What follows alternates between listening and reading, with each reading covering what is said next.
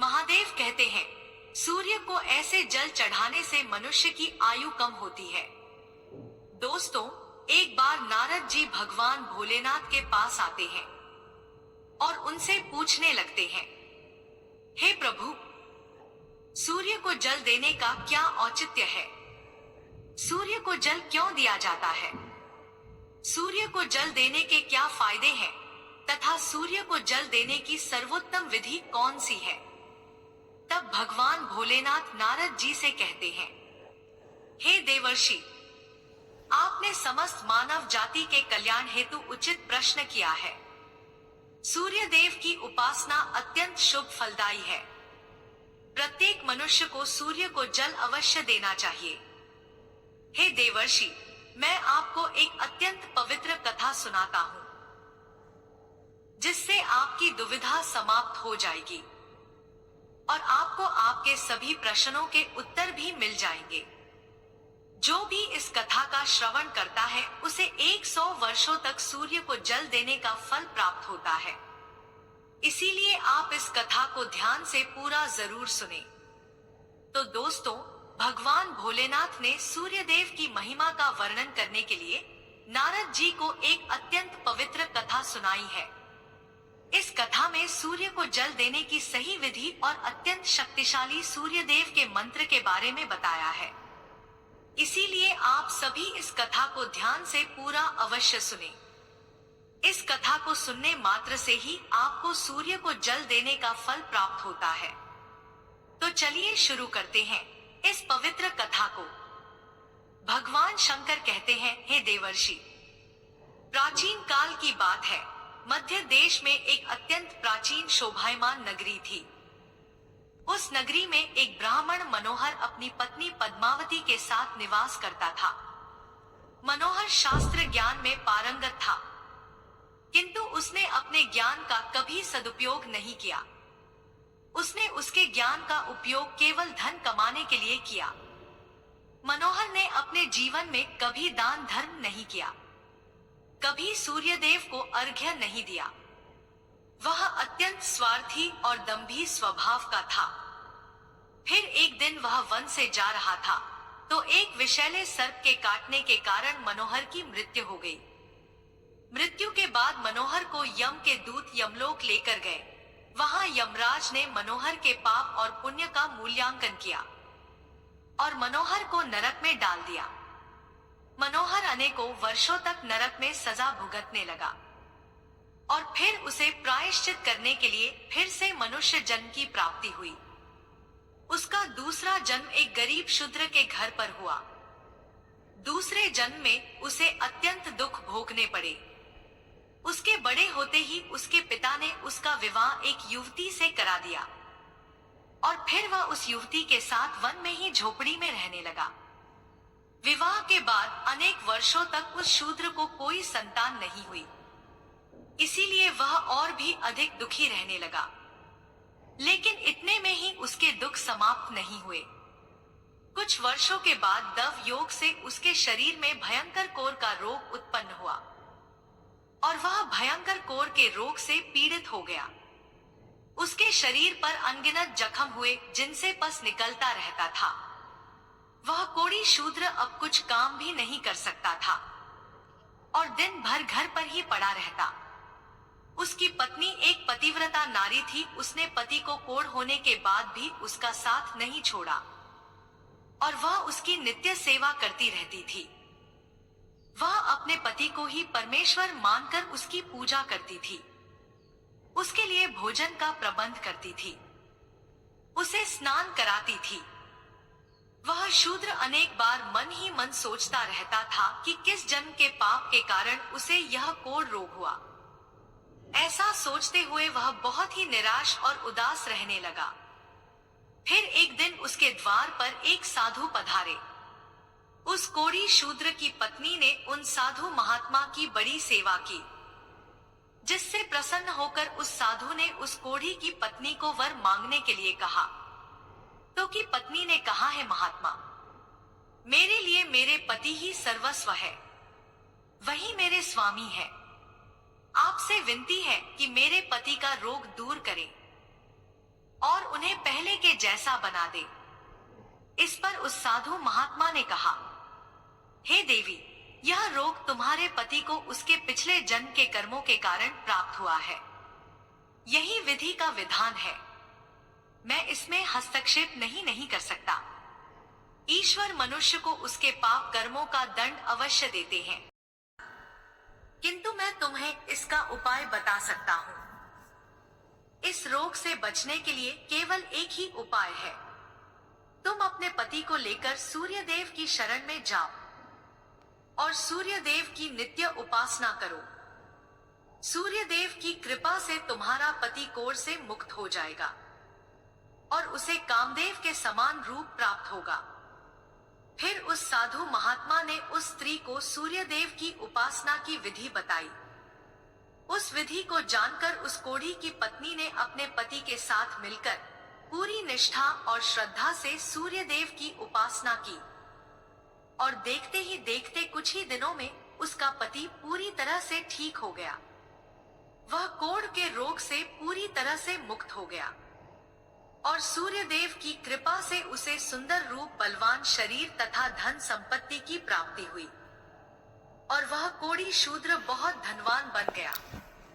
हे नारद, अब मैं तुम्हें सूर्य देव को प्रसन्न करने की विधि और मंत्र के बारे में बताता हूँ, जिसे जपने से मनुष्य के सभी रोग नष्ट होते हैं तथा उसे उत्तम स्वास्थ्य और सुख समृद्धि की प्राप्ति होती है।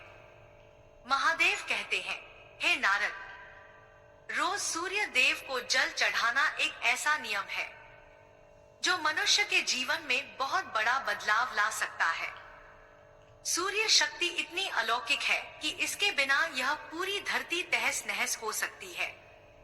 सूर्य देव प्रकाश, सकारात्मकता, इंद्रिय संयम, ऊर्जा आदि के देवता है। सूर्य देव को मात्र जल चढ़ाने से सभी संकट दूर हो सकते हैं। संसार की हर परेशानी का हल सूर्य देव के पास ही है। सूर्य देवता की उपासना करने से आत्मा की शुद्धि होती है और मनोबल बढ़ता है। सूर्योदय के समय सूर्य की किरणों से वातावरण पवित्र और सकारात्मक बन जाता है। यदि प्रतिदिन सुबह स्नान करके सूर्य देवता को मंत्रों का उच्चारण करते हुए जल चढ़ाते हैं तो इसके कई फायदे होंगे। कुंडली में अन्य ग्रहों की तरह ही सूर्य के शुभ या अशुभ स्थिति में होने से जीवन पर भी इसका शुभ या अशुभ प्रभाव पड़ता है। कुंडली में सूर्य यदि शुभ स्थिति में होता है तो हमें समाज में भरपूर मान सम्मान, यश और प्रसिद्धि मिलती है। वहीं कुंडली में यदि सूर्य अशुभ स्थिति में हो तो इसके विपरीत परिणाम मिलते हैं। इसलिए कुंडली में यदि सूर्य की स्थिति मजबूत करनी है तो ज्योतिष शास्त्र में कुछ ऐसी चीजों के बारे में बताया है जिन्हें पानी में डालकर सूर्य देव को अर्घ्य देने से शुभ परिणाम प्राप्त होते हैं। किंतु मित्रों, कई मनुष्य सूर्य को जल देते समय बहुत सी गलतियां कर बैठते हैं।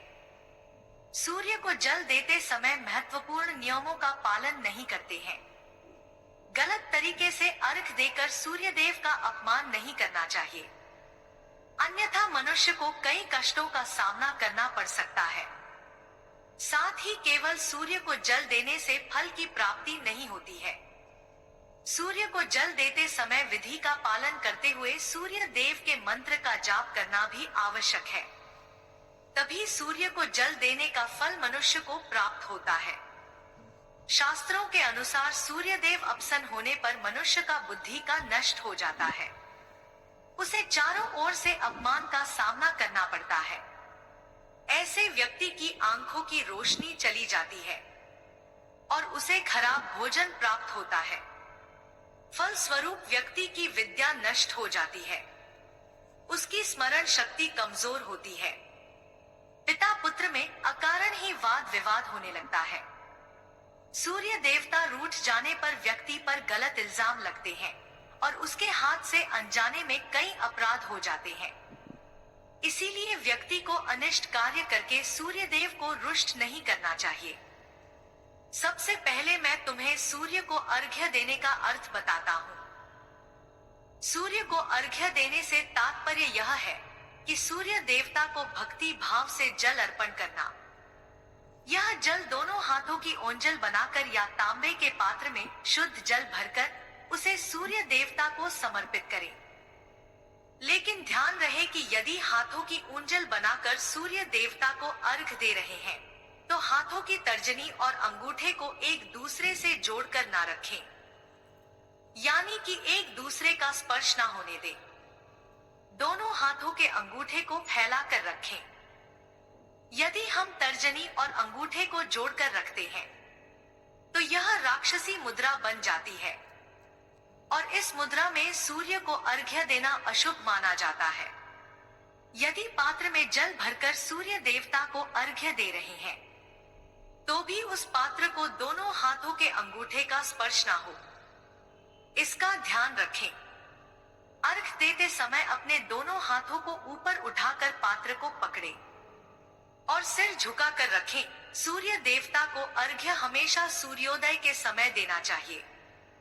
उगते हुए सूर्य की उपासना करना हमेशा ही शुभ होता है। सूर्योदय के 2 घंटे बाद अर्घ्य देने का कोई भी औचित्य नहीं होता है। यदि किसी कारणवश आप सूर्योदय के समय अर्घ्य ना दे सके, तो 3 बार अर्घ्य देने के बजाय 4 बार अर्घ्य दे और सूर्य देवता से क्षमा मांग ले। इससे दोष कम हो जाता है। सूर्य को जल तांबे के पात्र में ही देना चाहिए। तांबा को सूर्य देव की प्रिय वस्तु माना गया है, इसीलिए सूर्य को जल देने के लिए केवल तांबे से बने पात्र का ही प्रयोग करना चाहिए।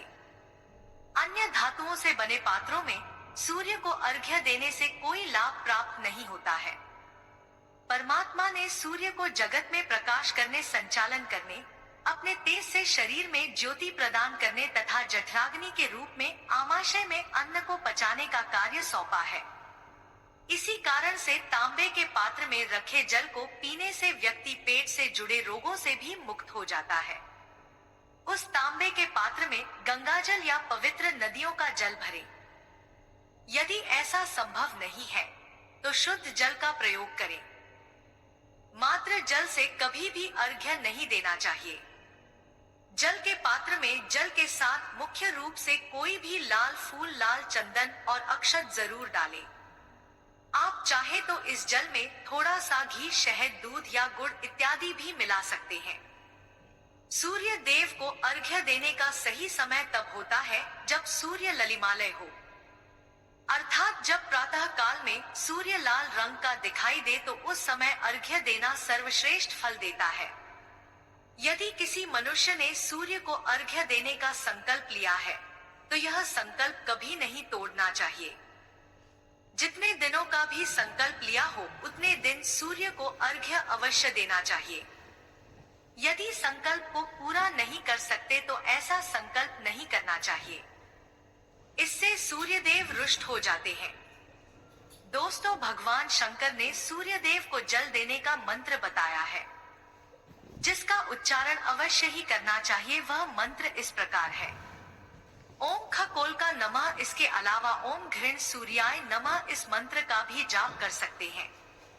इस मंत्र का उच्चारण करके सूर्य को जल देने से दरिद्रता का अंत होता है और व्यक्ति को सुख समृद्धि की प्राप्ति होती है। श्री कृष्ण कहते हैं, हे वत्स, सूर्य देव की महिमा अपरंपार है और प्रतिदिन ही हमें उनका आभार मानना चाहिए। परंतु मुख्य रूप से रविवार का दिन सूर्य देवता का दिन माना जाता है। इसलिए कुंडली से सूर्य 2 को दूर करने के लिए रविवार के दिन विशेष रूप से सूर्य देवता का उपवास रखना चाहिए और सूर्य से संबंधित वस्तुओं का दान करना चाहिए। सूर्य देव से संबंधित वस्तुएं हैं तांबा, गेहूं, गुड़, चंदन तथा पीले रंग के वस्त्र आदि। इन वस्तुओं का रविवार के दिन दान करने से व्यक्ति के सभी दुखों का अंत होता है। यदि व्यक्ति बीमार है अथवा घर में सूतक है या अन्य कोई समस्या है जिसके कारण वह सूर्य देव को अर्घ्य नहीं दे पा रहे हैं, तो इसके लिए शास्त्रों में मानस पूजा का प्रावधान किया गया है। अर्थात अपने मन में ही सूर्य देव को अर्घ दे सकते हैं। सूर्योदय पूर्व दिशा से होता है और यदि किसी कारणवश सूर्य देवता दिखाई नहीं दे रहे हैं, तो उनका मन ही मन स्मरण करके पूर्व दिशा की ओर मुख करके उन्हें अर्घ्य दे सकते हैं। लेकिन कभी भी सूर्य को अर्घ्य देने का संकल्प ना छोड़े। तो दोस्तों, इस प्रकार से भगवान शंकर ने सूर्य देव को अर्घ देने की विधि, सूर्य देव को अर्घ देने का मंत्र बताया है। मैं आशा करती हूँ कि यह कथा एवं जानकारी आपको अच्छी लगी होगी।